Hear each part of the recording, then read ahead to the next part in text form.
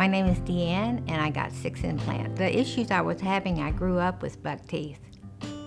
And when I became a teenager, I wanted to get braces, but my parents couldn't afford it. So I went to a dental surgeon, and he pulled my teeth and had to cut the bone up there, and it was a very traumatic experience because I could see him doing the procedure in the reflection of his glasses. But he had to cut the bone down in order for my partial to fit. Had about 3 other partials, and then seen another dentist. He made my teeth where I didn't have to have a partial with teeth on front. He attached them to my eye teeth.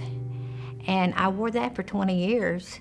But eventually, with me eating on the front, my mouth, eye teeth became weakened, and they cracked. And then the other one cracked. And then I knew I had to get dentures or implants. And I knew with dentures, I have a gagging reflex, and I wouldn't be able to wear those dentures.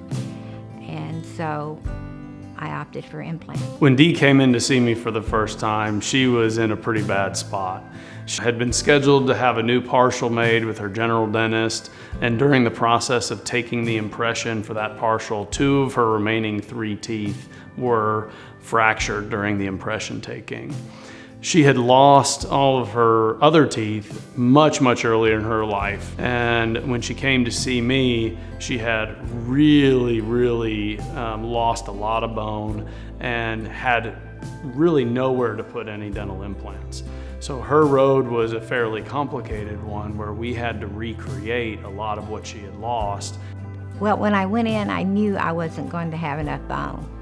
As soon as Dr. Banker seen my x-rays, he knew he was going to have to do a few procedures in order to prepare me for my implants. But in order to be able to place those dental implants, we had to recreate the bony structure in order to support the implants.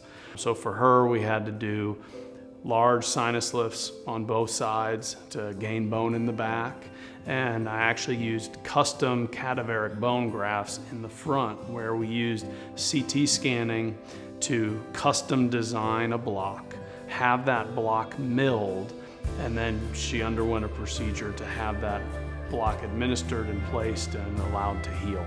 And then ultimately now she has a full set of upper teeth that are fixed in place, that she does not have to remove every night, and that don't have any material covering the palate. I just appreciate Dr. Banker for giving me the smile that I've always wanted. To see where she is now, where her husband told me that she lit up one day when she realized that she could chew on back teeth and not just chew in the front as she'd been doing for 60 years almost. That's a really heartwarming thing to hear. I tell almost every patient that undergoes this sort of a treatment that by the time that they're done, I want them to feel as though they'd have paid me twice as much to do what they had done, knowing how happy they would be, and I think in this case, we were successful.